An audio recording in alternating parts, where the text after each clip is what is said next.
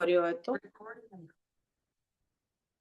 કોઈને કોઈ એમાં નથી સમજ પડે એવું થયું છે, અથવા હું પહેલા આપણે થોડુંક રિવાઇઝ કરી લઈએ અને પછી પણ તમને કંઈ ન સમજ પડી હોય તો કહેજો. તો અનેકાંતવાદ એ આપણે ખ્યાલ છે કે જૈન દર્શનનો એક પ્રમુખ સિદ્ધાંત છે, જે આપણે જોઈએ કે બીજા કોઈ દર્શનમાં નથી, પણ આ એક જૈન દર્શનમાં જ આ અનેકાંત. બધા આપણે બીજા દર્શન જોઈએ તો એકાંત ઉપર જ ચાલતા હોય. આપણે બૌદ્ધ દર્શન જોઈએ, વેદાંત દર્શન જોઈએ તો એક જ દ્રષ્ટિથી, એક જ પહેલુંથી એ શું કરે, વસ્તુ સ્વરૂપ જુએ.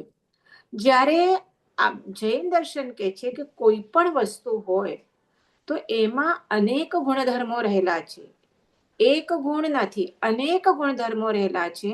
અને જો એ વસ્તુને આપણને પ્રોપર રીતે સમજવી હોય તો એને બધા એંગલથી સમજવું, બધા એંગલથી જાણવાની જરૂર છે. અને એ જે આપણે બધા એંગલથી જોઈએ, બધા દ્રષ્ટિથી, એ જ છે અનેકાંતવાદ. એક જ દ્રષ્ટિથી આપણે જોઈએ તો એને કહીએ એકાંતવાદ, એક જ દ્રષ્ટિથી જોઈએ. પણ જ્યારે કોઈ પણ વસ્તુને અનેક દ્રષ્ટિથી, સર્વ સંપૂર્ણ બધી રીતે આપણે જોઈએ તો એ છે અનેકાંતવાદ. એટલે આપણે સ્પેશિયલી આપણે જોઈએ તો કોઈ પણ વસ્તુમાં એકમાં આપણને એમ લાગે કે પરસ્પર વિરુદ્ધ લાગે એવા ધર્મ આપણને લાગે છે કે એક જ વસ્તુમાં રહેલા છે, પણ એકચ્યુઅલી એ પરસ્પર વિરુદ્ધ છે જ નહીં, એ અવિરોધ છે એમાં. અને એ આપણે જો અનેકાંતવાદ આપણે સમજીએ તો એ સિદ્ધ કરી શકીએ. જે આપણે કોઈ પણ એક વ્યક્તિ ભાઈ પણ છે, પિતા પણ છે, પુત્ર પણ છે, કોઈ વ્યક્તિ સ્ત્રી પણ છે, એટલે કોઈની પત્ની પણ છે, અને માતા પણ છે, પુત્રી પણ છે. એ બધા એક્ઝામ્પલથી આપણે સમજ્યા હતા કે એક જ આપણે લાગે કે ટોટલી અપોઝિટ છે, કે પુત્રી અને પત્ની કે પુત્રી અને માતા બેઉ ટોટલી અપોઝિટ ગુણધર્મ છે. તો બેઉ કેવી રીતે હોઈ શકે? પણ ત્યારે તમે કયા અપેક્ષાથી એ વાત પૂછી રહ્યા છો, એ અપેક્ષા સમજો તો એ વાત બરાબર બેસે. એટલે અનેકાંતવાદને અપેક્ષાવાદ પણ કહેવાય છે. જે અપેક્ષા એટલે આપણે કહીએ તો જૈન પારિભાષિક શબ્દમાં એનું વર્ડ આવે સ્યાદ, એટલે સ્યાદવાદ અથવા તો અપેક્ષાવાદ પણ એને કહેવાય છે. કે અપેક્ષા એટલે સ્યાદ, કે સ્યાદ એટલે કોઈ પણ વસ્તુની કથનચિત એટલે થોડીક જાણકારી, કેટલુંક જાણવા મળે અને ઘણું બધું જાણવાનું બાકી છે, તો એ છે. અને અનેકાંતવાદ એટલે સિદ્ધાંત છે. અને જ્યારે એ વસ્તુ આપણને આપણે બોલીએ, આપણે મોઢેથી સમજાવીએ ત્યારે એ જ ને આપણે સ્યાદવાદ કહીએ. બરાબર? અને એના આપણે એક્ઝામ્પલ પણ આપણે સમજાયા. પછી ત્રિપદી પણ આપણે સમજી કે જ્યારે તીર્થંકર ભગવાન સમોસરણમાં બેસી અને પ્રથમ દેશના આપે છે. શું આપે છે? ત્રિપદી. ત્રિપદી એટલે ઉપનેયવા, વિઘ્નેયવા અને ધુએયવા. એટલે કોઈ પણ વસ્તુ ઉત્પન્ન થાય છે, નષ્ટ પામે છે, અને પણ એટ ધ સેમ ટાઈમ એ ધ્રુવ એટલે કાયમ રહે છે. તો એ જે ધ્રુવ એટલે આ આપણે લાગે કે અપોઝિટ છે. આ કેવી રીતે આ બેઉ થાય? ઉત્પન્ન થાય છે, નષ્ટ થાય છે, બરાબર છે, આપણે સમજીએ. પણ at the same time you are saying Dhruv એટલે કાયમ પણ ટકે છે. તો અહીંયા પણ આ આપણે જૈન દર્શનથી સમજ્યું છે દ્રવ્ય અને પર્યાયથી, કે દ્રવ્યથી વસ્તુ કાયમ રહે છે. પણ આપણે કહીએ તો પર્યાય એટલે એની ચેન્જિંગ અવસ્થા. જે આપણે સોનાના એક્ઝામ્પલથી સમજ્યા કે મારી પાસે ચેન છે અને ચેન પહેરું છું, અને ચેન મને કંટાળો આવ્યો તો એને મેં નષ્ટ કર્યું અને બંગડી બનાવી. એટલે આ જે ચેનમાંથી બંગડી બની એને પર્યાય કહેવાય, એની ચેન્જિંગ અવસ્થા. તો એ પર્યાય અહીંયા ચેનની પર્યાય નષ્ટ થઈ, બંગડીની પર્યાય ઉત્પન્ન થઈ. પણ એટ ધ સેમ ટાઈમ એનું જે સોનું છે એ શું રહ્યું? ધ્રુવ, શાશ્વત રહ્યું. તો એ જે શાશ્વત ધ્રુવ રહે છે, કોન્સ્ટન્ટ રહે છે, એને કહેવાય દ્રવ્ય. અને જે ચેન્જિંગ પાર્ટ છે એને કહેવાય પર્યાય. તો આ આપણે સમજ્યા બધા. અને એના ઉપરથી બીજા પણ બધા આનાથી સમજ્યા. અને આ જ સિદ્ધાંતથી આપણે શું સમજ્યા કે આત્માનું પણ જોયું કે નિત્ય પણ છે, અનિત્ય પણ છે, ભિન્ન પણ છે, અભિન્ન પણ છે.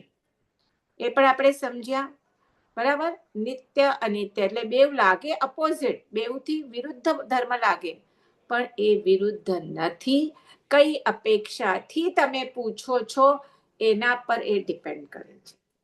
તો આ અનેકાંતવાદ આપણે સમજીએ તો આપણને ખ્યાલ આપે કે ભલે બે ધર્મ તમને વિરુદ્ધ લાગે છે, પણ એમાં વિરોધ નથી, અવિરોધ જ રહેલો છે. એટલે એના આપણે કોઈ પણ વસ્તુ નિત્યાનિત્ય જોયું, આત્માનું ભિન્ના ભિન્ન જોયું શરીરાદાથી, પછી સામાન્ય વિશેષાત્મક એનું જે પાસો છે એ જોયું. એવી રીતે આપણે અસ્થિરૂપ નાસ્તિરૂપ એ પણ જોયું. બધા લાગે એકબીજાથી અપોઝિટ છે પણ નથી. તો એવી રીતે આપણે આ બધાને જોયું. પછી આપણે એની સાથે સાથે હવે આપણે શું કીધું કે આને અનેકાંતવાદને નયવાદ પણ કહેવામાં આવે છે. નયવાદ એટલે હવે અહીંયા નયવાદ એટલે શું? સોરી, નયવાદ ન કહેવાય, અપેક્ષાવાદ અથવા તો સ્યાદવાદ કહેવામાં આવે છે. તો અહીંયા આ અપેક્ષાને જ એક બીજો વર્ડ આપેલો છે, નય. નય એટલે અપેક્ષા. એટલે નય એટલે વસ્તુમાં જે અનેક ગુણધર્મો રહેલા છે એમાંથી કોઈ પણ એક ધર્મનો બોધ થાય એ શું છે? નય. જે વસ્તુમાં અનેક ધર્મો રહેલા છે એમાં કોઈ એક નયનો, એક ધર્મનો બોધ થાય એ શું છે? નય.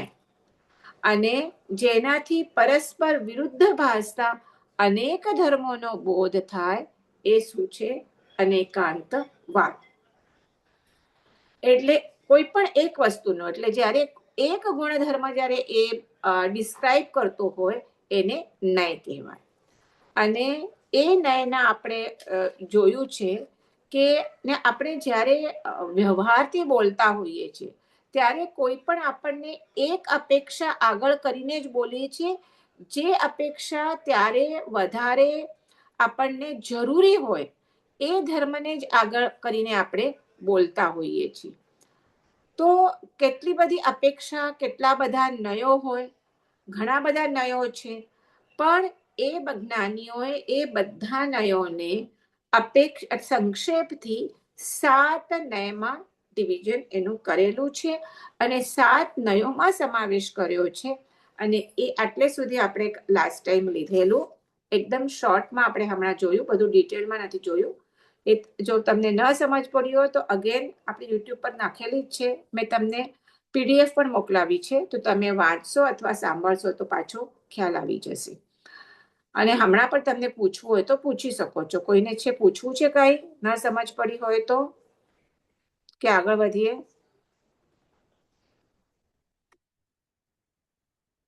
ઠીક છે, ચલો આગળ જઈએ. તો આપણે મેં કીધું 7 પ્રકારના નય છે, મુખ્ય નયો. આમ તો ઘણા બધા નય એટલે શું? અપેક્ષા. એટલે કોઈ વસ્તુમાંથી કોઈ પણ એક ગુણધર્મને જે ડિસ્ક્રાઇબ કરે એને કહેવાય નય. અને અનેકાંત એટલે બધા નયોને સાથે ભેગો કરીને લે. તો એ પ્રથમ છે નયગમ નય. નયગમ નય એટલે શું? હું પેલા સિમ્પલ આપણે વાંચીએ અને પછી સમજીએ. જે દૂર દૂર કારણને પણ કાર્ય માને. કેવી રીતે? તરત કારણને પણ કાર્ય માને. તરત એક્ઝામ્પલ પણ આપ્યું છે કે જેમ પશુ, કોઈ પશુ હોય, ગાય, ભેંસ, બકરી, તો એ ઘાસ ખાય તો તેમાંથી દૂધ, દહીં અને ઘી બને છે.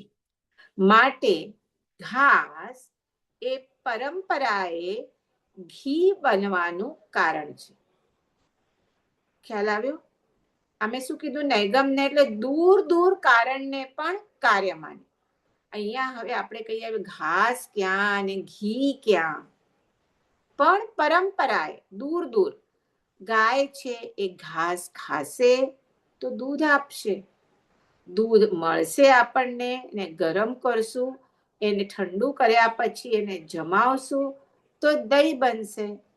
અને એ દહીંને વલોવીને એમાંથી આપણે માખણ બનાવશું. અને એ માખણને ગરમ કરીને એમાંથી ઘી બનાવશું. સો basically the thing started from ઘાસ અને પછી આ આખી પ્રક્રિયા થઈ અને ઘી સુધી આવી. એટલે નૈગમ્ય એટલે શું કે દૂર દૂર જે હોય કારણ આ ઘાસ એને પણ કાર્ય માને. એટલે ઘાસમાં ઘીની શક્તિ માનવી એને કહેવાય નૈગમ્ય. ઘાસમાં ઘીની શક્તિ માનવી તે છે નૈગમ્ય. હવે આપણે ખ્યાલ છે કે મહાવીર સ્વામીને સમ્યક દર્શન થયા પછી એ 27 ભાવમાં ભવે એ તીર્થંકર નામ એટલે તીર્થંકર બને છે. પણ એ નક્કી ક્યારે થાય છે? કયા ભાવમાં? કોઈ નામ આપશો કે તીર્થંકર બનવાના છે? સમતાબેન, તમને કોઈને ખ્યાલ છે? કયા ભાવમાં એ નક્કી થાય છે કે તીર્થંકર બનવાના છે? કોઈને ખ્યાલ નથી? એમને સમ્યક દર્શન પ્રાપ્ત થાય. હા, પણ એ કયો ભાવ?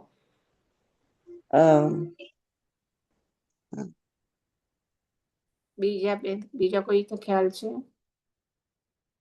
બરાબર છે, સમ્યક દર્શન પ્રાપ્ત થયું ત્યારે, પણ એ કયા ભાવમાં? એકચ્યુઅલી નૈસારના ભાવમાં. કઠિયારો હતો ને, એ કઠિયારો હોય છે અને પછી એ જે જંગલમાં ભૂલા પડેલા સાધુ મુનિઓને એ ગોચરી વાળાવે છે અને ગોચરી વાપર્યા પછી એ જંગલમાંથી બહાર જવાનો રસ્તો બતાવે છે. ત્યારે એ સાધુ મુનિઓને થાય છે કે આ કોઈ યોગ્ય જીવ છે, એમણે અમને અમારા આ જંગલમાંથી બહાર પડવાનો રસ્તો બતાવ્યો, તો અમે પણ એને ભવચક્રમાંથી બહાર કેવી રીતે નીકળીએ એનો રસ્તો બતાવી અને એમ કરી અને ત્યાં એમને આ ધર્મનો ઉપદેશ આપે છે. અને ત્યાં આ નૈસાર કઠિયારો હોય છે એ ત્યાં સમ્યક દર્શન પ્રાપ્ત કરે છે. એટલે પહેલા તો સમ્યક દર્શન પ્રાપ્ત કરવાની પ્રક્રિયા થાય છે. એટલે તીર્થંકર નામકર્મ તો પછી બાંધ્યું છે, પણ બેઝિકલી જ્યારથી તમારું સમ્યક દર્શન એક વખત બંધાઈ ગયું એટલે તમારું જે આપણે કહીએ ને અને અસંખ્ય કેટલા બધા ભવોથી આપણે એક ભાવમાંથી બીજા ગતિમાં આપણે ફર્યા જ કરીએ છીએ. 84 લાખના આપણે ગતિઓના ચક્કર કહીએ એ સ્ટોપ થઈ જાય છે. એટલે એ ભલે તીર્થંકર નામકર્મ પછી બાંધ્યું, પણ એમના કેટલા ભવની ગણતરી ક્યારથી સ્ટાર્ટ થાય? સમ્યક દર્શન પ્રાપ્ત થાય એ ભાવથી એમની ભવની ગણતરી સ્ટાર્ટ થાય. એટલે આપણે કહીએ કે નારાયણ સ્વામીના કેટલા ભાવ? તો 27 ભાવ ખાલી હોય, અનંત ભાવો તો થઈ ગયા, બીજા બધા આત્માની જો. પણ જ્યારે સમ્યક દર્શન પ્રાપ્ત કર્યું ત્યારથી ભાવ ગણતરી થાય.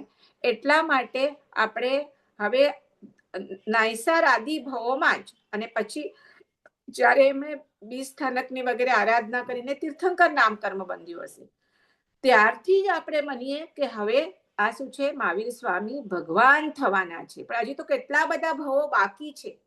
પણ તો પણ નૈગમ્ય શું કહેશે કે આ ભાવમાં, અહીંયા એ ભાવમાં જ કહેશે કે આ આત્મા તીર્થંકર 27માં ભવે તીર્થંકર બનવાના છે. હવે હજી એક એક્ઝામ્પલ આપું નૈગમ્યનું. આપણે કહીએ કે આપણે કોઈ ઘર રહીએ છીએ, ઘર બહુ પડું જૂનું થઈ રહ્યું છે, વરસાદની સિઝન છે અને બહુ વરસાદ પડી અને એને એક ભીત પડી ગઈ, તો આપણે શું કહીએ કે આ મકાન પડી ગયું છે. એકચ્યુઅલી તો એક જ ભીત પડી છે. આપણે શું કહીએ?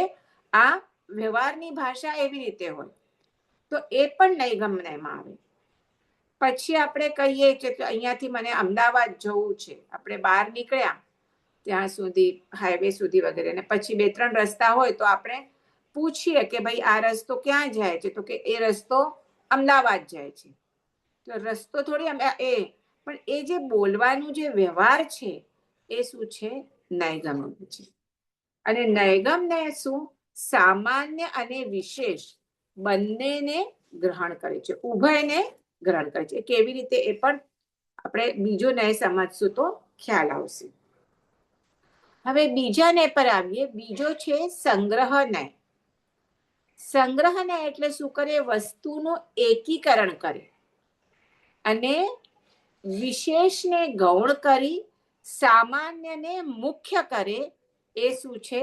સંગ્રહને. હવે કોણ સામાન્ય અને કોણ વિશેષ? આ નૈગમને તો બેવને લઈ લે, પણ સંગ્રહને સામાન્યને મુખ્ય કરે અને વિશેષને ગૌણ કરે. મેં કીધેલું કે જ્યારે આપણે વ્યવહારમાં પણ નયમાં જ્યારે જે વસ્તુનું આપણે પ્રયોજન હોય એને આપણે મુખ્ય કરીએ અને બીજા વસ્તુને બીજા ગુણધર્મને ગૌણ કરીએ, તો એવી જ રીતે અહીંયા આ બીજો નય છે સંગ્રહ નય.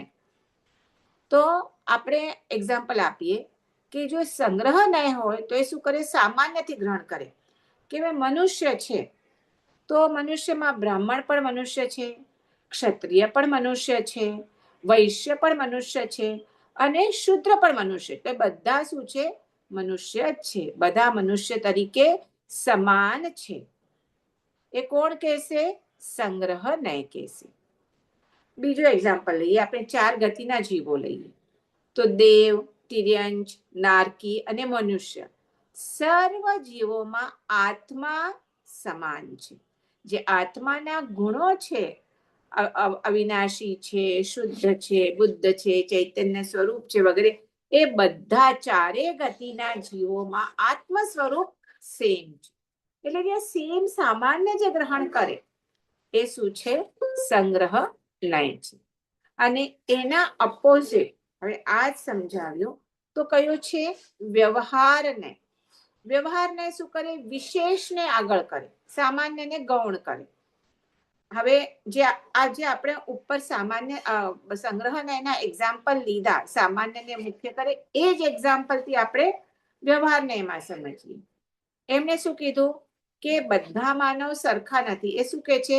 કે બ્રાહ્મણ, ક્ષત્રિય, વૈશ્ય અને શૂદ્ર બધા મનુષ્ય જ છે. કોણ કહેશે? સંગ્રહને. પણ વ્યવહાર કે કહેશે ના, એ ભિન્ન છે. આ બ્રાહ્મણ છે, આ બ્રાહ્મણ છે, આ ક્ષત્રિય છે, આ વૈશ્ય છે, આ ક્ષુદ્ર છે. આવી રીતે બધા અલગ અલગ શું છે? હા, બધા અલગ અલગ છે. એવી રીતે ગતિમાં કે બધા જ સંસારી જીવો બધા સરખા નથી. આ કોઈ દેવ છે, કોઈ નારક છે, કોઈ મનુષ્ય છે અને કોઈ તિર્યંચ છે. તો આવી રીતે બધા સંસારી જીવો સરખા નથી. તો આ કોણ કહેશે? આ વ્યવહાર નય કહેશે. જ્યારે સંગ તમને ખ્યાલ આવે છે ને, ફરક ખબર પડે છે ને, એક્ઝેક્ટ અપોઝિટ. સંગ્રહ નય વસ્તુના સામાન્યત્વ જે જેનો છે એને ગ્રહણ કરશે કે બધા મનુષ્યો જ છે ને, બધા આત્મા જ છે ને, ભલે દેવ હોય કે મનુષ્ય, આત્મા જ છે ને. તો ઓલો વ્યવહાર નહીં કહેશે ના, ભલે બધા આત્મા છે પણ બધા સરખા નથી. આ શું છે? દેવ છે, ગતિ છે. આ શું છે? મનુષ્ય ગતિ છે. આ તિર્યંચ છે અને આ શું બાકી રહ્યું? તિર્યંચ, મનુષ્ય, દેવ અને ચોથું નારકી. નારકી. હા, નારકી. એટલે આવી રીતે એ શું કરે? એમાં ભેદ પાડે, વિશેષને મુખ્ય કરે અને સામાન્યને ગ્રહણ કરે, સામાન્યને શું કરે? ગૌણ કરે. એ કોણ છે? વ્યવહાર નય. હવે બીજું એક પણ આ વ્યવહાર નયનું બીજું શું છે? એક તો આ સામાન્ય વિશેષ જોયું. હવે આ નય ભૂત, ભવિષ્ય અને વર્તમાન આ ત્રણેય કાળને માન્ય રાખે. એ તે ભૂતકાળને પણ માન્ય રાખે, ભવિષ્યકાળને પણ માન્ય રાખે અને વર્તમાન કાળને પણ માન્ય રાખે. એટલે કેમ છે કે હમણાં કોઈ રાજા છે અને એનો પુત્ર છે પાટવી કુંવર, જે ભવિષ્યમાં રાજા થવાનું છે પણ હમણાં રાજા નથી. પણ એ પાટવી કુંવર હોવાથી, એ ભવિષ્યમાં રાજા થવાનો હોવાથી એને પણ રાજા કહેવાય છે. એના કરતા આપણે વેરી એક્ઝામ્પલ સિમ્પલ જોઈએ. તીર્થંકર પરમાત્મા જ્યારે જન્મે ત્યારે દેવો આવીને શું કરે? એને મેરુ પર્વત પર લઈ જાય અને આખો સ્નાત્ર મહોત્સવ કરે. બધાને ખ્યાલ છે, બરાબર છે? શું કામ? એ ત્યારથી કે છે કે ભાવિમાં આ જીવ તીર્થંકર થવાના છે. એટલે હમણાંથી એને બીજા કોઈનું મેરુ પર્વત પર લઈને ઇન્દ્રો અને આટલા 64 પ્રકારના ઇન્દ્રો અને આવા કેટલા બધા હજારો દેવ દેવીઓ અને આવું મહોત્સવ નથી કરતા. કેવળ તીર્થંકર પરમાત્માનો જ મહોત્સવ થાય છે, કારણ એ ભાવિ એટલે ભવિષ્યમાં તીર્થંકર થવાના હોવાથી એમને તીર્થંકર કહેવાય છે. પછી આજે એક એક્ઝામ્પલ આપું. કોઈ આપણે શેમાં ઘી રાખીએ છીએ, હવે તો આપણા કાચની બરણી વગેરે હોય છે, પણ પેલા ઘડામાં રખાતું. તો જેમાં ઘી ભર્યું હોય એને શું કહેવાય? ઘીનો ઘડો. હવે એ ખાલી પણ હોય, ખાલી થઈ ગયો અને તો પણ પડ્યો હોય તો આપણે શું કહીએ કે આ તો ઘીનો ઘડો છે. એકચ્યુઅલી કે એમાં હમણાં ઘી નથી, પણ યુ હેવ ટુ, એટલે આપણે ઇટ ઇઝ સમજીએ કે હવે પાછું જ્યારે ઘી ભરાશે ત્યારે આ ઘડામાં જ ભરાશે, કારણ એ ઘીનો ઘડો છે. ઘી રાખવાનો છે, પણ આપણે કહીએ શું? એ ઘીનો ઘડો છે. તો એટલે આ બધા જે વ્યવહાર, આપણે જે ભાષા છે એ બધું શું છે? વ્યવહાર નહીં છે. જે ભૂતકાળમાં બન્યું હોય, ભવિષ્યમાં થતું હોય કે વર્તમાનમાં છે, ત્રણેય કાળના જે પણ હોય ક્રિયા બધાને માન્ય રાખે છે. તો એ છે કઈ? આ વ્યવહાર નહીં. હવે ચોથા નય પર આવીએ. ચોથો છે રુજુ સૂત્ર નય. હવે આ પેલા જો આ સામાન્ય લઈ લીધું અહીંયા વ્યવહારમાં, કે ભૂતકાળને પણ માન્ય રાખે છે, ભવિષ્યને પણ માન્ય રાખે છે અને વર્તમાન કાળને પણ માન્ય રાખે છે. પણ હવે જે આ રુજુ સૂત્ર નય આવશે, એ કેવળ વસ્તુની વર્તમાન અવસ્થાને જ માન્ય રાખશે, એટલે એને જ મુખ્ય કરે છે. એટલે વર્તમાન અવસ્થા એટલે પર્યાય, બરાબર? પર્યાય. તો આને વસ્તુના એમાં પર્યાય પણ કઈ પર્યાય? તો વર્તમાન પર્યાયને જ માન્ય રાખે છે. અતીત એટલે કે ભૂતકાળમાં થઈ ગયેલી પર્યાય, અને એવી જ રીતે અનાગત એટલે ભવિષ્યમાં થવા વાળી પર્યાયને તે માન્ય રાખતો નથી. હવે આપણે એક્ઝામ્પલ વ્યવહારમાં જોયા, એ જ એક્ઝામ્પલ આપણે આમાં જોઈએ. આપણે મેં પહેલું એક્ઝામ્પલ કયું લીધું વ્યવહારમાં, કે ભાઈ એ ભવિષ્ય કાળમાં વ્યવહારને ત્રણેય કાળને માન્ય રાખે છે. કે ભવિષ્ય કાળમાં રાજા થવાનો છે ને આ રાજાનો પાટવી કુંવર, તો હમણાંથી આપણે એને રાજા કહીએ. પણ જે રુજુસૂત્ર નય કે છે એ કે છે ના, કે હમણાં પુત્ર છે ને રાજાનો, પાટવી કુંવર છે તો પણ પુત્ર છે ને, તો હમણાં એને શું કહેવાનું? રાજકુંવર, પ્રિન્સ કહેવાનું. હમણાંથી એને રાજા નહીં કહેવાનું. ખ્યાલ આવે છે? તો આ રુજુ સૂત્રને કેવળ વર્તમાનની પર્યાય હોય એને જ માન્ય રાખે છે. જેનાથી વધારે કઈ હોય તો જોઈ લો.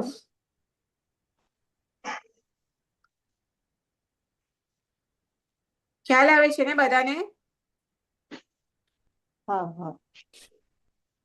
ખ્યાલ આવતો તો સ્ટોપ કરાવજો. હા, એવી જ રીતે આપણે તીર્થંકરનું એક્ઝામ્પલ જોયું, કે ભગવાન જન્મ્યા ત્યારથી આપણે કહીએ કે આ તો તીર્થંકર જન્મ્યા. પણ રુજુ સૂત્ર એને માન્ય ન કહેવાય, કે જ્યારે પરમાત્મા એમની સાધના પૂર્ણ કરી અને 4 ઘાતી કર્મનો ક્ષય કરી અને જ્યારે કેવળ જ્ઞાન પ્રાપ્ત કરે છે, તો ત્યારે જ એમને તીર્થંકર માને છે. ખ્યાલ આવ્યો? તો એ શું થયું? આ રુજુ સૂત્ર નય. હવે છે પાંચમો શબ્દ નય. હવે શબ્દ નયમાં શબ્દોને આશ્રયને થતી અર્થ વિચારણા, કે શબ્દને કરી અને પછી એનો અર્થ શું થાય છે એ કરે. કે શબ્દનું લિંગ જુએ, એનું લિંગ એટલે સ્ત્રીલિંગ, પુલ્લિંગ, નપુંસકલિંગ, એનું વચન જુએ, એક વચન છે કે અનેક વચન છે, કાળ જુએ, કાળ એટલે ભૂતકાળ, ભવિષ્યકાળ, વર્તમાન કાળ, જાતિ, એ પ્રમાણે એના જુદા જુદા અર્થો કરે. જેમ કે સ્ત્રી પુરુષનો ભેદ કરે, એક વચન અને બહુવચનનો ભેદ કરે, એક હોય તો એક જ કે, એકથી વધારે હોય તો એને બહુ કે. આ બધું કોણ કરે? શબ્દને. કારણ શબ્દ ઉપર એનું આ કરેલું હોય કેવી રીતે છે એ. અહીંયા એક્ઝામ્પલ નથી આપેલા, પણ બેઝિકલી આપણે કહીએ ને જે સ્ત્રીલિંગ, પુરુષલિંગ, એક વચન, બહુવચન, એ આપણે શબ્દો ઉપર ખબર, એક વચન, બહુવચન વેરી ઇઝી. પેન્સિલ, કયું બહુવચન છે ને કયું? એક પુસ્તક છે, 4 પુસ્તક ને પણ એક બહુ એ જ વચન આવે છે. અનેક વચનનો કોઈ કરે, બંગડીઓ નહીં. ગુજરાતીમાં કહો ને મને અનેક વચનના કોઈ એક્ઝામ્પલ. આપણે પુસ્તક જ કહીએ ને, 4 પણ પુસ્તક જ કહીએ. પેન્સિલ યાદ નથી આવતું, પણ આપણે અનેક વચનના ઘણા બધા શબ્દો હોય કે આ એક વચન છે, આ અનેક વચન છે, આ સ્ત્રીલિંગ છે, આ પુલ્લિંગ છે. એ વચન ઉપરથી આપણને ખ્યાલ આવે તો એ છે શબ્દ નય. પછી છે સમભિરૂઢ નય. હવે આ સમભિરૂઢ નયમાં એક જ વસ્તુ માટે વપરાતા પર્યાયવાચી શબ્દોમાં પણ અર્થનો ભેદ કરે. ફોર એક્ઝામ્પલ, રાજા. તો રાજાને બીજું ગુજરાતીમાં 2 નામ ખબર છે તમને? રાજાને શું કહેવાય? રૂપ અને નૃપ. ભૃપ અને ભૂપ અને નૃપ. બરાબર છે. એટલે બધાનું મીનિંગ શું થાય? રાજા જ છે. તો ભૂપ એટલે કોણ? તો એ ભૂપ નામ ઉપરથી આપણને ખ્યાલ આવે, ભૂપ એના અર્થ ઉપરથી, કે ભૂપ એટલે કોણ? તો જે પૃથ્વીનું પાલન કરે તે ભૂપ. કોણ? જે પૃથ્વીનું પાલન કરે તે ભૂપ. પછી નૃપ એટલે જે મનુષ્યોનું પાલન કરે એ કોણ છે? નૃપ છે. અને રાજા એટલે કોણ? સરસ મજાના કપડા, દાગીના, શણગાર સજી અને રાજ્યસભામાં સુંદર મજાના સોનાના રત્નજડિત સિંહાસન પર જે બેઠેલો હોય તે કોણ? રાજા. હવે એક જ વર્ડ રાજા જ અર્થ છે, પણ એ રાજાના જે 3 અલગ અલગ વર્ગ કરેલા છે, નૃપ, ભૂપ, નૃપ, એના ઉપરથી પાછું ખ્યાલ આવે કે એકચ્યુઅલી એ શબ્દનો અર્થ, એટલે કયા રાજાના કયા આને એક આગળ કરે છે, કયા ગુણને આગળ કરે છે. આપણે પહેલા જ જોયું આ એટલે શું? કોઈ પણ એક ગુણને. તો હવે જ્યારે એ પૃથ્વીનું પાલન કરે, એ ગુણને જ્યારે આગળ કરે તો એ ભૂપ કહેવાય. જ્યારે મનુષ્યનું પાલન કરતો હોય તો એ નૃપ કહેવાય. અને હમણાં તો એ ખાલી રાજા, તો કોઈ હમણાં વોર નથી, કશું નથી, અને કહું છું ને રાજ્યસભામાં બેઠો છે, સરસ બધા, તો ત્યારે રાજા કહેવાય.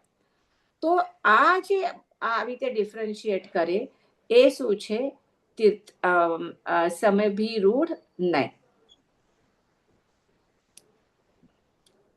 પછી છેલ્લો નય છે એવંભૂત નય, કે જે નય શબ્દના વાચ્ય અર્થ પ્રમાણે થતી ક્રિયાની અપેક્ષાએ એનો અર્થ સ્વીકારે. એટલે વાચ્ય અર્થ પ્રમાણે થતી ક્રિયા એટલે શું? તો ટીચર છે, શિક્ષક, તો એને આપણે શું કહીએ? અધ્યાપક કહીએ. હવે અધ્યાપક એ વર્ડ કેવી રીતે આવ્યો? તો જે અધ્યયન કરાવે તે અધ્યાપક. જે ગીત ગાયન કરે એને કહેવાય ગાયક. તો હવે આ તો ખ્યાલ આવ્યો કે તમારા શબ્દના વાચ્ય અર્થ પ્રમાણે જે ક્રિયા થતી હોય એના અપેક્ષાએ તે અર્થ સ્વીકારે. તો કોઈ હવે ટીચર છે, શિક્ષક છે, એ હમણાં ભણાવતા હોય સ્ટુડન્ટ્સને, તો ત્યારે જ એ શિક્ષક કહેવાય. સપોઝ ગોપાલ શિક્ષક એવું આપણે નામ આપ્યું, પણ એ શિક્ષા અધ્યયન કરવાનું કામ, ભણાવવાનું કામ પતી ગયું અને પછી બહાર નીકળ્યા, તો પછી એને જે એવંભૂત નય હોય એને ગોપાલ શિક્ષક નહીં કે, એ ગોપાલભાઈ કહેશે. ગોપાલભાઈ કેમ છો? પણ જ્યારે એકચ્યુઅલી ભણાવતા હોય તો ત્યારે જ એને એ શિક્ષક તરીકે કહેશે. એવી જ રીતે જે ગીતકાર હોય તો એ જ્યારે ગીત ગાતો હોય, કોઈનું નામ આપો, કોઈ યાદ નથી આવતું, તો ત્યારે જ એને એ ગીતકાર તરીકે, કોઈ મ્યુઝિશિયન નું નામ આપો. જગજીતસિંહ. તો એ સપોઝ જ્યારે ગીત ગાતો હોય તો ત્યારે જ એને આપણે કહીએ કે આ જગજીતસિંહ શેના માટે ફેમસ છે? ગઝલ. કે આ ગઝલકાર છે. કેટલા ગઝલકાર જગજીતસિંહ આ ગાઈ રહ્યા છે. પણ જ્યારે એ ગઝલ ગાવાનું બંધ કરે અને બહાર નીકળે તો ત્યારે એને ગઝલકાર તરીકે ન કહેવાય. જે સેમ વે મેં કીધું છે ને, નૃપ મનુષ્યનું રક્ષણ કરતો હોય ત્યારે જ નૃપ કહેવાય. એ આ એવમભૂત નહીં છે. સોરી, ત્યાં મેં ખાલી તેને ડિફરન્શિએટ અર્થ કરેલા છે સંવિરુદ્ધના. પણ ત્યારે એ નૃપ કહેવાય. અને રાજચિહ્નોથી શોભી રહેતો હોય તો રાજા કહેવાય. તો એ એવમભૂત નહીં કે છે. જ્યારે સમભિરૂઢ નહીં શું કે ખાલી એના આ પર્યાયવાચી શબ્દો છે એ આપણને ઇન્ફોર્મેશન આપે છે. પણ એકચ્યુઅલી એ પ્રમાણે કે કોણ છે? તો આ એવમભૂત નય હોય છે. એ એકચ્યુઅલી આપણને એ પ્રમાણે કે. તો આવી રીતે આપણે 7 નયો જોયા. નૈગમ નય હું એક વખત પાછું જરાક શોર્ટમાં કહી જાઉં છું.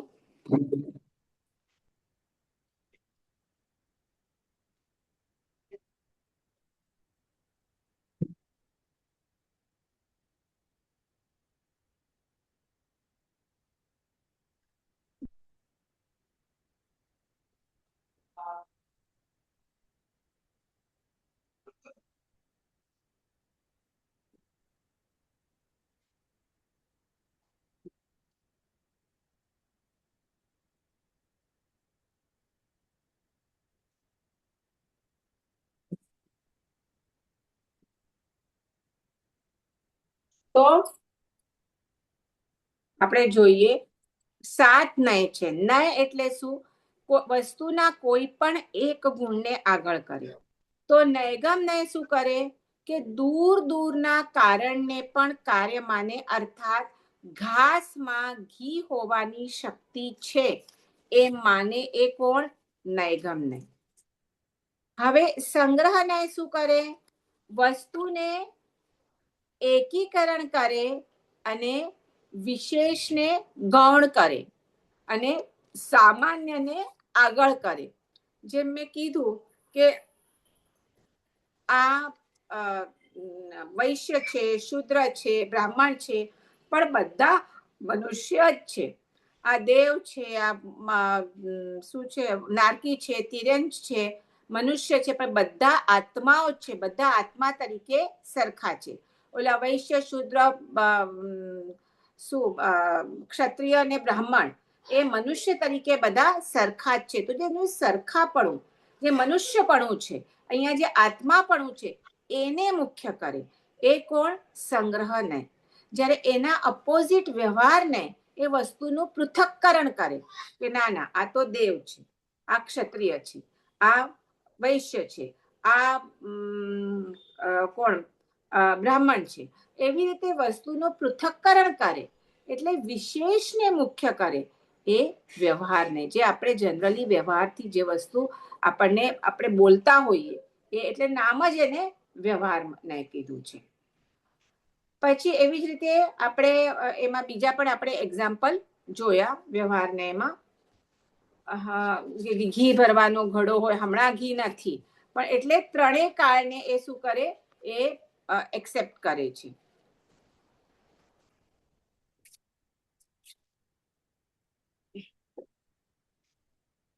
તો એ કયું થયું? વ્યવહારને. હવે છે રુજુસૂત્રને. તો જે વ્યવહાર નય છે એ ત્રણેય કાળને એક્સેપ્ટ કરે. જ્યારે રુજુસૂત્ર નય હોય એ શું છે? આ કેવળ વસ્તુની વર્તમાન પર્યાયને જ માન્ય રાખે. બરાબર? આ આપણે શું કહીએ? વ્યવહાર નયમાં રાજા થશે, હજી નથી રાજા, પણ હવે પાટવી કુંવર છે ને એટલે રાજા થશે, એટલે આપણે એને રાજા તરીકે કહીએ. પણ રુજુસૂત્ર નય ના પાડશે કે આ હમણાં રાજકુંવર છે તો એને રાજકુંવર તરીકે જ બોલાવો, રાજા તરીકે નહીં. એની વર્તમાન પર્યાયને જ મુખ્ય રાખો. હવે આ ચારને સમજ્યા એના પ્રમાણે. અને શબ્દને સમભિરૂઢને અને એવંભૂતમાં શું કે શબ્દને એટલે શબ્દને આશ્રયને અર્થ વિચારણા જે થાય, કે એના લિંગ વચન, જે આપણે કહીએ કે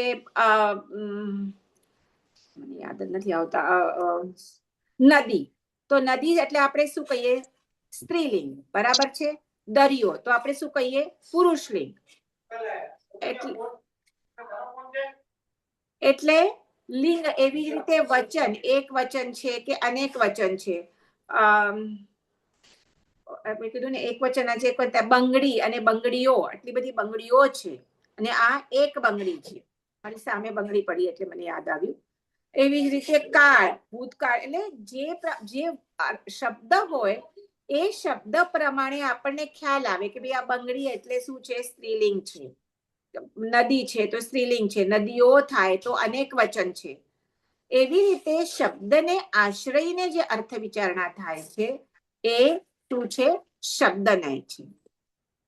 અને પછી સમભિરૂઢ નય અને એવંભૂત નય, એ આપણે બે જોયા કે એક જ વસ્તુ માટે જે અલગ અલગ પર્યાયવાચી શબ્દ કરે અને એમાં પણ અર્થનો ભેદ થાય. એનાથી કે ભૂપ, નૃપ અને રાજા, એક જ અર્થ એક જ થાય છે પણ અલગ અલગ ડિફરન્ટ એના પર્યાયવાચી વર્ડ આપેલા છે. તો એ સમભિરૂઢ નય અને એવંભૂત રહે કે જે એ શબ્દ આપેલો છે એના પ્રમાણે જે એનો અર્થ થાય એને જ એ ખાલી પકડે. એ જે ક્રિયા થાય એ પ્રમાણે, જેમ કે નૃપ હોય તો જે મનુષ્યનું પાલન કરતો હોય ત્યારે એને નૃપ કહેવાય. પણ જ્યારે એ રાજા સિંહાસન પર બેઠો હોય ત્યારે તમે એને નૃપ નહીં કહેવાનું, ત્યારે તમે એને રાજા કહેવાનું. અને જ્યારે શત્રુની સમક્ષ લડતો હોય, બરાબર છે, પૃથ્વીનું પાલન કરતો હોય તો ત્યારે એને ભૂપ કહેવાય. તો આવી રીતે આપણે 7 પ્રકારના નયો જોયા. હવે આ જે 7 નય છે એને જે એક બધા જ્ઞાનીઓ જેમ 7માં એને ડિવાઈડ કર્યું, એવી જ રીતે એ ખાલી 2માં પણ ડિવાઈડ કરે છે. 2 એટલે 7 નયોનો જ 2 નયમાં ભાગ કરે છે. એક છે દ્રવ્યાર્થિક નય અને બીજું છે પર્યાયાર્થિક નય. થોડું કન્ફ્યુઝન લાગશે પણ મને લાગે તમે પાછું સાંભળશો તો ખ્યાલ આવશે તમને. તો હવે તમને દ્રવ્ય અને પર્યાય તો બરાબર સમજી ગયા છો કે જે મૂળ વસ્તુ છે એને દ્રવ્ય કહેવાય અને એ વસ્તુની જે ચેન્જિંગ અવસ્થા છે એને પર્યાય કહેવાય. તો જે મુખ્યતઃ દ્રવ્યને વસ્તુ માને તે દ્રવ્યાર્થિક નય. એટલે અહીંયા દ્રવ્ય એટલે સામાન્ય મૂળભૂત પદાર્થ, સોનું, બરાબર છે. એટલે કોઈ વિષયનું જ્યારે સામાન્ય જ્ઞાન થાય તો એ શું છે? દ્રવ્યાર્થિક નય. પણ જે વસ્તુના મુખ્યતઃ પર્યાયને જ આગળ કરે, પર્યાય એટલે વિશેષ, જે આપણે ત્યાં સામાન્ય ને આપણે જોયું ને, કયા નયમાં જોયું આપણે? આ સામાન્ય ને વિશેષનું ઋજુ સૂત્ર નય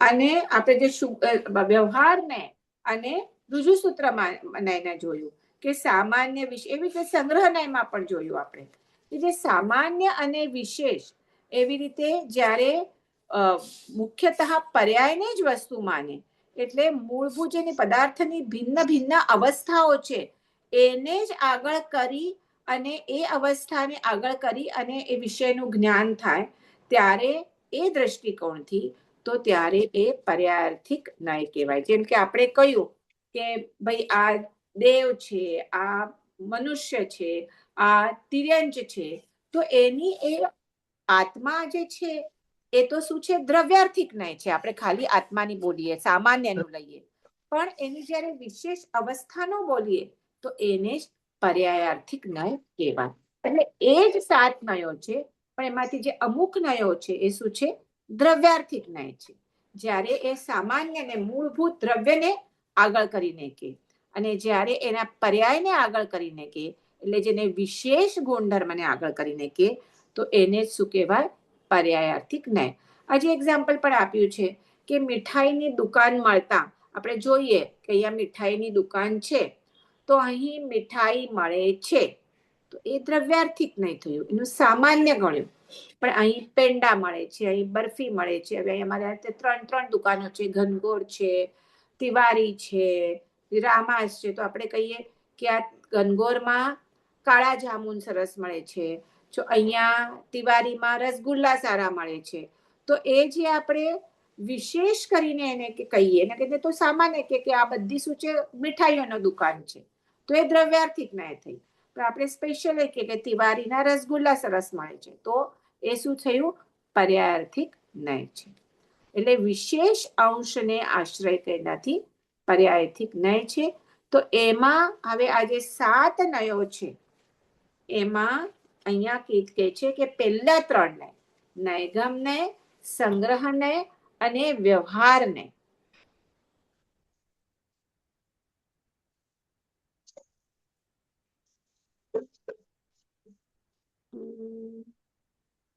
મને લાગે છે કંઈક આ છે આ મેં હું પછી પાછું તમને કહીશ કે આમાં લખેલું છે કે આ 3 નયો સામાન્ય અંશ છે, પણ મારા ખ્યાલ પ્રમાણે પહેલો જે નયગમ ન્યાય અને સંગ્રહ ન્યાય એમાં આપણે સામાન્યથી કરીએ છીએ, પણ વ્યવહાર ન્યાયમાં તો આપણે પાછું વિશેષ અર્થ જ લઈએ છીએ. એટલે એ મને જરાક ડાઉટ છે કે ત્રીજો જે કીધું છે દ્રવ્યાર્થિક ન્યાય, એ મને જરાક ડાઉટ લાગે છે. એટલે આ હું નથી કરતી, કરું છું, તો એ આપણે છોડી દઈએ.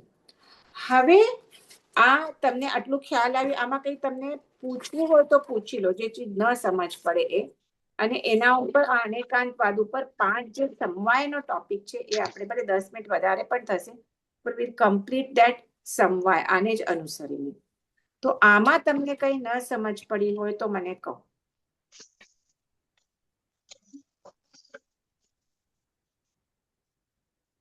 કોઈને નથી પૂછવું કે એક વખત વાંચીને પછી? ચલો ઠીક છે. હવે આપણે ક્યારે મળશું કે નહીં ખબર નહીં. કદાચ we may end today our class. હમણાં તો નથી, એટલે જ મને લાગે છે કે આજે હું ફિનિશ કરી દઉં. તો હવે આપણે સમવાય ઉપર જઈએ. હવે આ જ અનેકાંતવાદના આશ્રયથી જૈન ધર્મમાં એક 5 સમવાયની ફિલોસોફી છે. 5 સમવાયને કહેવાય. એટલે કે કોઈ પણ વસ્તુ, કોઈ પણ કાર્ય થવું હોય તો એમાં 5 કારણ બતાવ્યા છે.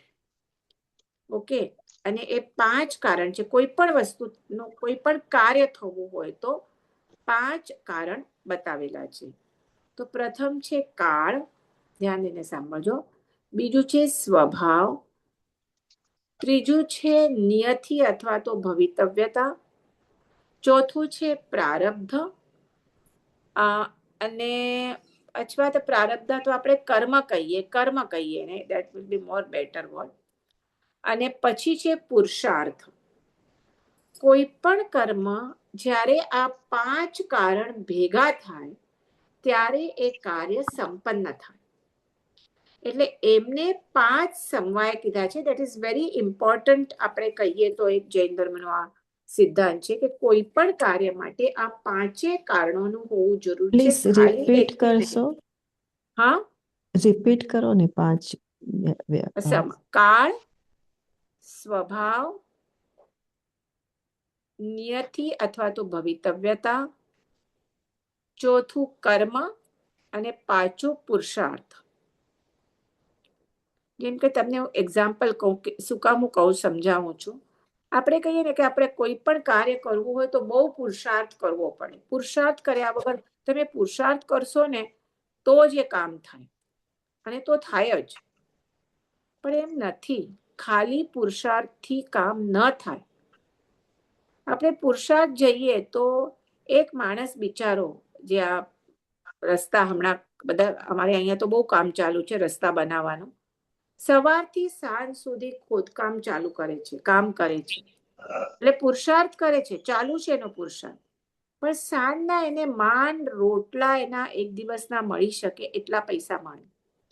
અને એક માણસ મસ્ત એસીમાં બેઠી ફોન ઉપર આ બધા શું કહેવાય શેર બજારના, મને બહુ ખબર નથી, પણ એ જે પણ એના સોદા વગેરે કરતો હોય અને લાખો કરોડો રૂપિયા કમાવી લે. તો પુરુષાર્થ તો આ પણ કરે છે, પુરુષાર્થ આ પણ કરે છે, પણ આ ખાલી પોતાના માંડ એક દિવસના રોટલા જેટલા પૈસા કમાવે છે ને, એટલે તો પોતાના જરૂરિયાત કરતા અનેક ગણું પૈસા કમાવે છે. So that means કે પુરુષાર્થ is not the only factor કોઈ કાર્ય થવા માટે. એમાં આ પાંચે ફેક્ટર જરૂરી છે. તો એ વસ્તુ આપણે સમજીએ. 10 ટ્રાય કે ટાઈમસર પૂરું થાય, ન થાય તો 5-10 મિનિટ રહેજો. તો હવે આપણે પહેલું છે કાળ. તો ઘણા એમ કે દુનિયામાં બધા કાર્યો કાળ પ્રમાણે જ થાય. કે જેમ કે હમણાં ધીસ ઇઝ અ ડિસેમ્બર મહિનો, એટલે ભલે મુંબઈમાં બહુ ખબર ના પડે, પણ તમે આ મુંબઈથી થોડુંક આજુબાજુ જાઓ તો થોડી આપણે ખ્યાલ આવે કે ઠંડી પડે છે. તો આપણે શું કહીએ કે આ શિયાળામાં ઠંડી પડે, ઉનાળામાં ગરમી પડે, ચોમાસામાં વરસાદ, એટલે વરસાદ ચોમાસામાં જ આવે. જોકે હવે તો એ પણ બધી ઋતુઓ બદલાવા લાગી છે, પણ ઇન જનરલ કહું છું કે ઠંડી શિયાળામાં જ પડે, ગરમી ઉનાળામાં જ પડે, વરસાદ ચોમાસામાં જ પડે. એટલે કીધું હમણાં જ બદલાવા લાગ્યું છે, એટલે જ રહેતું નથી ખાલી. અને એટલે આંબા પણ ક્યારે પાકે તો ગરમી થાય ને ત્યારે જ આંબા પાકે. આ બધા ઓલા શું નાખે એના પર બધા ઔષધ વગેરે એ નહીં, પણ એટલે બધા કાર્યો જ્યારે એનો કાળ થાય ને ત્યારે જ થાય. એટલે ઘણા વખત કહીએ ને તમે ઘણો કરો છો, આપણે બધું ઘણી વખત છોકરા છોકરીઓનું સગાઈને જોતા હોઈએ, પણ કે જ્યારે એનો કાળ આવશે ને ટાઈમ આવશે ને ત્યારે જ એની સગાઈ થશે. તો એટલે કે છે કે કાળ જ સર્વનો કરતા છે. એટલે હવે અહીંયા હું શું કામ કહું છું કે આપણે એકાંતવાદ અને અનેકાંતવાદ, મેન આપણે અનેકાંતવાદ સમજીએ કે કોઈ પણ વસ્તુના બધા આપણે ગુણધર્મો જોવાના હોય. તમે કોઈ એક જ પકડીને બેસો તો એને એકાંતવાદ કહેવાય. જેમ મેં કીધું કે હવે આ બૌદ્ધ ફિલોસોફી છે કે વેદાંત ફિલોસોફી, જે મેન આપણને ખબર છે બૌદ્ધ ફિલોસોફી છે એ શું કે દરેક વસ્તુ અનિત્ય જ છે, એટલે પ્રત્યેક પળે ચેન્જિંગ છે. હવે હું જરાક પાછી આ બાજુ આવી જાઉં છું પહેલાના ટોપિક ઉપર, પણ એકબીજા સાથે આ કેવી રીતે કનેક્ટેડ છે સમજાવવા માટે. એ કે હમણાં જે આ સમયમાં જે છે એ હું બીજા સમયમાં હું આ આખી મારી રશ્મિ ચેન્જ થઈ ગઈ છું. ઓબ્વિયસલી એટલું ચેન્જ તો થાય જ છે. એટલે દરેક વસ્તુ અનિત્ય છે. વેદાંત કહે છે કે દરેક વસ્તુ નિત્ય જ છે, ઓલું કે છે અનિત્ય જ છે. જ્યારે જૈન ધર્મ એવું કહે છે કે નિત્ય પણ છે અનિત્ય પણ છે, એટલે નિત્યાનિત્ય છે. હવે તમે કહેશો મને કોઈ કે અનિત્ય કેવી રીતે છે અને નિત્ય કેવી રીતે? આપણે આ સમજી ગયા છીએ. So I want to know from you કે કેવી તમે શું સમજ્યા કે નિત્ય કેવી રીતે છે અને અનિત્ય કેવી રીતે છે?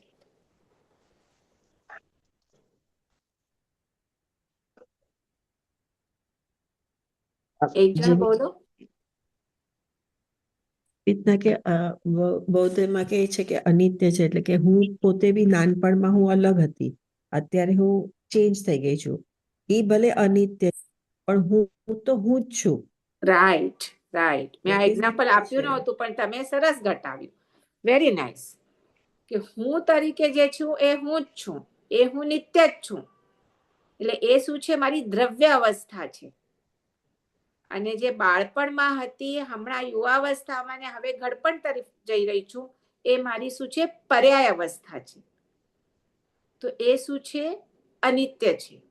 એટલે મારી જે પર્યાય જે એ દરેક ક્ષણે ચેન્જ થતી રહે છે. પણ જે હું તરીકે જો છું, જે મારું દ્રવ્ય જે છે એ કાયમ છે. એટલે દ્રવ્ય તરીકે નિત્ય છે, પર્યાય તરીકે અનિત્ય છે. એટલે કોઈ પણ વસ્તુ નિત્ય છે. તમે એને કઈ અપેક્ષાથી જુઓ છો એના ઉપર ડિપેન્ડ છે. બરાબર છે? તો અહીંયા આ જ વસ્તુ સમજાવી છે કે આ 5 વસ્તુ છે કે કોઈ પણ કાર્ય સંપન્ન થવું હોય તો એને તમે આ 5 કારણ સાથે જોઈએ. તમે કહો ભાઈ કે દરેક વસ્તુનું કાળ જ કારણ છે, તો એમ નથી. ઓફકોર્સ આપણે કહીએ કે જ્યારે કાળ ટાઈમ આવે ત્યારે થશે, બરાબર છે, પણ એની સાથે બીજા પણ કારણો છે. તો કાળ તમને ખ્યાલ આવ્યો, પણ તમે ખાલી એક કાળને જ કારણ માનશો તો એ એકાંતવાદ થઈ જશે. જ્યારે તમે કોઈ પણ વસ્તુનું કાર્ય સંપન્ન થવા માટે આ 5 વસ્તુને સાથે લેશો તો એ અનેકાંતવાદ થશે. બરાબર? તો આ ખાલી કાળને કારણ માનવું એ શું છે? એકાંતવાદ છે. હવે બીજા ઉપર જઈએ તો સ્વભાવ. કોઈ એમ કે દુનિયામાં તમામ કાર્યો એના સ્વભાવ અનુસાર જ હોય. લીંબુ ખટ્ટું જ હોય, સાકર મીઠી જ હોય, કાંટા અણીદાર જ હોય, સિંહ વ્યાઘ્ર સ્વભાવે હિંસક જ હોય. એટલે જગતના તમામ કાર્યો એનો સ્વભાવ હોય એ પ્રમાણે જ થાય છે. એટલે સ્વભાવ એ જ કરતા છે. આવી રીતે જે તમે કહો તો એ પણ એ ખાલી સ્વભાવને કરતા માનવું એ શું છે? એકાંતવાદ છે. તો સ્વભાવ પણ જોઈએ આપણે પેલા 5 જોઈ લઈએ. ત્રીજું છે નિયતિવાદ, એટલે કે તમારી ભવિતવ્યતા, કે ઘણા જણા કે તમારું ભવિષ્યમાં જેમ થવાનું હોય તેમ જ થશે, એમાં કાંઈ ફરક ન થાય. બરાબર છે કે વિધિના બધા લેખ લખાયેલા જ હોય કે જેમ થવાનું એ એમ જ થશે. તમે ગમે એટલું ઉપાય કરો એમાં ચેન્જ નહીં થાય. હવે અહીંયા એક્ઝામ્પલ આપ્યું છે કે રામચંદ્રજીને રાજગાદી મળવાની હતી. એ સમયે એમને વનવાસ થવાનું થયું. રાજગાદી તો રહી સાઈડમાં, પણ વનવાસ જવું પડ્યું. એટલે એમનું જે થવાનું હોય એ પ્રમાણે જ થાય. એ જ થાય એ શું છે? જકાર. એ એકાંતવાદી છે. આ નિયતિનો શું છે? એકાંતવાદ છે કે જે થવાનું હોય એમ જ થાય. પછી ચોથું કારણ છે, આપણે પેલા બધા કારણ સમજી લઈએ અને પછી કેવી રીતે આપણે એને ઘટાડીએ. પછી કે છે કર્મ, કે તમે જે કર્મ જે પ્રમાણે કરો એ પ્રમાણે તમે એના ફળ મેળવો. પુણ્ય સારું કર્મ કર્યું હોય તો શું થાય? પુણ્ય કર્મ છે તો સારું ફળ મળે, અને પાપ કર્મ હોય તો અશુભ કર્મ મળે. એટલે જે તમારું શુભાશુભ જે થઈ રહ્યું છે એના માટે કેવળ કર્મ જ કારણ છે. કારણ મહાવીર સ્વામીને પણ કાનમાં આટલા તીર્થંકર ભગવાન જે થવાના છે, આટલી સાધના કરી રહ્યા છે પણ કેટલા બધા ટાઈમથી, પણ એમને પણ એમના કર્મના ઉદયથી જ એમના કાનમાં ખીલા ઠોકાયા. એટલે શું છે? એટલે આ પણ શું છે? આ ઓનલી એટલે કેટલા બધા એક્ઝામ્પલ આપ્યા છે અહીંયા. ખંદક મુનિની જીવંત છાલ ઉતારી, આ બધા સ્ટોરીઝ કહેવાનો મારી પાસે હમણાં ટાઈમ નથી. શેરિક મહારાજા છેલ્લે એમના દીકરાએ કોણી કે એમને જેલમાં પૂર્યા અને કેટલું ટોર્ચર કરતો હતો. રોજ કેટલા મીઠાના પાણીમાં બોડેલા ચાપકા 100 કોરડા મારતો હતો એના પોતાના પિતાને. તો આ બધું જે છે, પાર્શનાથ ભગવાનને મેઘમાળીનો ઉપદ્રવ થયો કે કર્મ જ બધું કરનાર છે. તો આવી રીતે જે કર્મને મુખ્ય કરીને કરવું એ કર્મનો એકાંતવાદ છે. હવે છેલ્લું કારણ છે પુરુષાર્થ, જે આપણે પહેલા સ્ટાર્ટિંગમાં તમને સમજાવ્યું કે જો તમે પુરુષાર્થ કરો તો જ ફળ પ્રાપ્ત થાય. કે માણસ નોકરી કરે, ધંધો કરે તો પૈસા પ્રાપ્ત થાય, રસોઈ બનાવીએ તો જ ભોજન મળે, એટલે ખેતી કરે તો જ અનાજ પાકે. એટલે આ બધા શું છે? એટલે બેઝિકલી પુરુષાર્થ કરો તો જ ફળ પ્રાપ્તિ થાય. આ સર્વ કાર્યો કેવળ અને કેવળ પુરુષાર્થથી જ થાય છે. પુરુષાર્થ એ જ મુખ્ય કારણ છે. આવી રીતે કહેવું પણ એ પણ પુરુષાર્થનો એકાંતવાદ છે. કયા કયા કારણો બોલી? હું 5 બોલો હવે તમે. એટલું તો બોલો હવે. ખોકી તું ગઈશ. સ્વભાવ, કર્મ, પુરુષાર્થ, 5 કારણો આપણે. સ્વભાવ, પુરુષાર્થ, કર્મ, હજી 2 રહી ગયા. કાળ, નિયતિ. રાઈટ, કાળ અને નિયતિ. તો આવી રીતે આ જે એકાંતવાદ છે એ કહે છે કે આ એકાંતવાદ યોગ્ય નથી, કે દરેક પોતપોતાની વાત એકદમ આગ્રહથી કરે કે એટલે કાળ જ બીજા બધાનો અપલાપ કરે કે એનું કઈ જરૂર નથી, ખાલી આનાથી જ બધું થાય છે. પણ અહીંયા કે છે કે એકચ્યુઅલી જોઈએ તો પાંચે જ્યારે સાથે થાય ત્યારે જ વાસ્તવિક કાર્ય થાય. કારણ હવે આપણે હજી સુધી છદ્મસ્ત છીએ, આપણે કેવળ જ્ઞાની નથી, એટલે ત્યાં સુધી કેવળ જ્ઞાન પ્રાપ્ત કરવું એટલે આત્મકલ્યાણ કરવા માટે આપણને પુરુષાર્થને મુખ્ય કરવાનો છે. બરાબર છે, આપણે પુરુષાર્થ તો કરવાનો જ છે, પણ એનો અર્થ નથી કે આ બીજા 4 કાર્યોને તમે સાઈડમાં કરો. પુરુષાર્થ એક્ઝામ આપણે કોઈ પણ કહીએ, નવો ધંધો ચાલુ કરીએ, જે પણ કરીએ, તો તમને પુરુષાર્થ તો કરવાનો જ છે, પણ સાથે સાથે એનું જ્યારે કાળ પાકવાનું હશે ત્યારે એ ધંધામાં તમને ફળ મળશે. જ્યારે એનું હશે ભવિતવ્યતા, તમારું જે કર્મ હશે ત્યારે તમને એનું ફળ મળવાનું છે. દેટ ઇઝ ટ્રુ, પણ દેટ ડઝન્ટ મીન કે તમે પુરુષાર્થ નહીં કરો, ખાલી તમે કાળના ભરોસે બેઠા રહો, ભવિતવ્યતામાં બેસા રહો કે હું બેઠો છું, મને પરીક્ષામાં જેટલા મને માર્ક્સ મળવાના હશે ને એટલા મળશે. તો મળવાના છે કે એના માટે તમને આ પણ કરવાની જરૂર છે, પુરુષાર્થ પણ અભ્યાસ કરશો તો થશે ને. પોતે તો ખાલી તમે કાળ કે ભવિતવ્યતા પર કે મારા સારા કર્મ હશે તો મને સારા માર્ક્સ મળશે એવી રીતે તમે કરીને બેસો તો ચાલશે નહીં. આ બધું સાથે જોશે, પછી એની સાથે પુરુષાર્થ કરવું, that is the main thing. પછી તમારી જ્યારે ભવિતવ્યતા હશે, જ્યારે કાળ પાક્યો હશે, જેવો તમારું પુણ્ય કર્મ કે પાપ કર્મ હશે એ પ્રમાણે તમને મળશે. પણ એના માટે તમે ખાલી કોઈ એક ચીજ પર બેસો કે હું ખાલી પુરુષાર્થ કરું, આ બધાની કાંઈ જરૂર નથી, હું એવો પુરુષાર્થ કરીશ ને મળશે ના, એવું પણ નથી. પણ સાથે સાથે તમે બસ મારે પુરુષાર્થ કરવાની જરૂર જ નથી, મને જ્યારે ભવિતવ્યતા મારે થવાનું હશે ત્યારે થશે, કે કાળ પાકશે એ પણ નથી. આ બધું જ્યારે સાથે થશે ત્યારે એ કાર્ય થશે.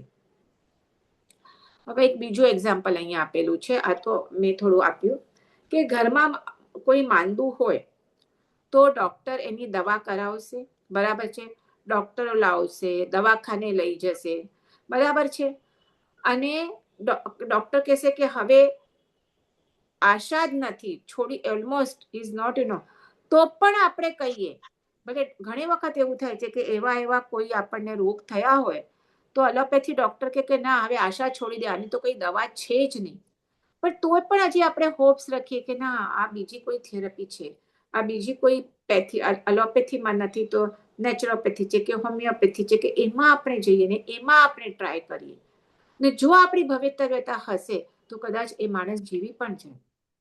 તો અહીંયા આપણે ભલે ડોક્ટર કહે છે કે છોડી દો, હવે કઈ ભવિતવ્યતાની છે જ નહીં, પણ તો પણ આપણે પુરુષાર્થ છોડતા નથી, આપણે કરીએ છીએ પુરુષાર્થ કે જો કર્મ હશે ત્યારે આપણે એ પણ કહીએ કે ના એનું જો પુણ્ય કર્મ, એનું આયુષ્ય કર્મ હશે ને તો બચી જશે. ખ્યાલ આવે છે? એટલે આપણે પોતે પણ વ્યવહારમાં આપણે જ્યારે આવા પ્રસંગો આવે ત્યારે આપણે ભલે ડોક્ટરે કીધું કે હવે નહીં થાય કે બીજું કોઈને આપણે ત્યારે આપણે ભવિતવ્યતા પર છોડી નથી દેતા, આપણે આપણો પુરુષાર્થ ચાલુ રાખીએ છીએ, બરાબર છે. તો આવી રીતે આપણે સંસારી કાર્યની અંદર જો આપણે 5 પુરુષાર્થ પ્રધાન હોય તો આપણે ધર્મનું, આપણા આત્મકલ્યાણનું કરવું હોય તો ત્યારે પણ આપણે પુરુષાર્થને જ, એટલે કેવું છે કે પુરુષાર્થ તમને છોડવાનું નહીં, બીજા 4 કાર્યો ભલે તમારી સાથે હોય, પુરુષાર્થ તમને કરવાનો જ. આપણે કોઈ બિઝનેસ કરતા હોઈએ અને ઘણી વખત એવું થાય કે અમે એક વખત એક બિઝનેસમાં નિષ્ફળ ગયા, બીજી વખત નિષ્ફળ ગયા, ત્રીજી વખત એમ થાય કે સાવ પૈસા ખોયા તોય થાય ના, ચોથી વખત આપણે હજી તો એક વખત ટ્રાય કરી જોઈએ. બરાબર છે કે આપણને હવે કદાચ થશે સારું, અને બી કન્ટિન્યુ અવર પુરુષાર્થ. બરાબર છે. તો શું કામ કહીએ કે ત્યારે આપણા નહોતો આપણો ટાઈમ સારો, કાળ નહોતો, પણ આપણે પુરુષાર્થ છોડવું નથી. એ કાળ પણ આવશે, ભવિતવ્યતા પણ આવશે, અને આપણું પુણ્ય કર્મ બધું સાથે થશે, ત્યારે એનું ફળ મળશે. તો એવી રીતે અહીંયા કીધું છે કે જે આપણે વ્યવહારિક આપણે જે ભૌતિક જે સંસારી કાર્યો છે એમાં પણ આપણે બધા કારણોને આપણે સાથે કરી અને આપણે એ પ્રમાણે વ્યવહાર કરતા હોઈએ છીએ. તો અહીંયા જ્યારે કર્મક્ષય કરવું હોય અને ધર્મ પ્રાપ્તિ કરવી હોય તો ત્યારે પુરુષાર્થને કેમ મુખ્ય ન કરાય? ઘણી એ વખત એવું થાય આપણે ઘણું બધું કરતા હોઈએ ધર્મ, અને જો આપણી સાથે કંઈ ખરાબ થાય તો આપણે કંઈ છોડી દઈએ કે હું આટલું ધર્મ કરું છું તો પણ મને તો કંઈનું ફળ દેખાતું નથી. તો ના, એવું નહીં કરવાનું. ત્યારે તમારો હશે, તમે કરો છો બરાબર છે, પુરુષાર્થ કરો ને કરવાનું જ છે પુરુષાર્થ, પણ એના લીધે તમારે પાપ પેલાના કર્મ હશે એના ફળ ત્યારે મળતા હશે. પણ જ્યારે કાળ આવશે ત્યારે એનું પણ તમને ફળ મળવાનું જ છે. એટલે પુરુષાર્થ કરવા છતાં ફળ પ્રાપ્તિ ન થાય તો ત્યારે અફસોસ કે આર્ત ધ્યાન કરવાનું નથી. ત્યારે એમ કહ્યું કે આપણે મારું પુરુષાર્થ કરવો મારું શું છે, મારું ફરજ છે પુરુષાર્થ કરવાનું. પછી ફળ પ્રાપ્તિ થાય કે ના થાય એ પ્રારબ્ધ ઉપર, પોતાના કર્મ ઉપર છોડી દઈએ. તો આવી રીતે કહે છે કે કાર્ય સિદ્ધિ માટે પ્રથમ પુરુષાર્થને આગળ કરીને પ્રવૃત્તિ કરવી જોઈએ, પણ સાથે સાથે આ બીજા બધા જે કારણો છે એ કારણોને પણ એની સાથે લેવાના છે. એટલે આ પાંચેય સમૂહથી જ કાર્ય સિદ્ધિ માનવી છે. એટલે આવી રીતે અહીંયા આ પાંચ સમવાય, પાંચ કારણથી કોઈ પણ કાર્યની સિદ્ધિ માટે આ અનેકાંતવાદથી આ સિદ્ધાંત સમજાવેલો છે કે કોઈ અહીંયા તમે એકાંતવાદ પકડશો કાર્યના સિદ્ધિ માટે તો એ યોગ્ય નહીં થાય. તો આવી રીતે આપણે અહીંયા આજ અનેકાંતવાદ ટોપિક પણ પૂરો કર્યો. જીનાબના વિરુદ્ધ કંઈ બોલાયું હોય તો મિચ્છામિ દુક્કડમ. અને મારા ખ્યાલ પ્રમાણે મોસ્ટલી બધા ટોપિક આપણા થઈ ગયા છે કવર. એક યોગનું મને કરાવવું હતું, કદાચ કરીશ પણ ખરી. થોડોક ઓફબીટ છે, જનરલી કોઈ કરતા નથી, પણ મારો પોતાનો પીએચડી નો યોગ ટોપિક છે એટલે મને મન હતું કરાવવાનું. પણ હમણાં રાઈટ નાવ તો મને લાગે છે 15-20 દિવસ સુધી તો હવે કોઈ ગુરુવારના ફાવે એમ નથી, તો હમણાં તો નથી કરતી. પછી જો મને લાગશે એવું કે હમણાં 1-2 ટર્ન કન્ટિન્યુઅસલી બરાબર થાય છે તો પછી હું ગ્રુપમાં નાખીશ, અને તમને હોય ઇન્ટરેસ્ટ તો જોઈન કરજો. અને આજનું હવે હું એ નાખી દઉં છું, એટલે હમણાં તો નહીં નાખું, આ મારો સન જ નાખશે. તો પછી જ્યારે મેં પહેલા જ કીધેલું કે હું આજે છેલ્લા 5-6 વાગે તો મેં નક્કી કર્યું કે આજે ક્લાસ લેવો છે. એટલે પછી હવે જે બીજા બધા છે એ એના ઉપર યુટ્યુબ પરથી સાંભળી લેજો. પણ મને ફાવતું હતું જ નહીં. કાલે તો લગ્ન હતા મારા ઘરે, આગલા દિવસે ટ્રાય કર્યું એ પણ નહીં થયું, ને કાલથી પણ હું નથી. એટલે મેં કીધું હવે આજે એટલીસ્ટ આ કમ્પ્લીટ તો કરી જ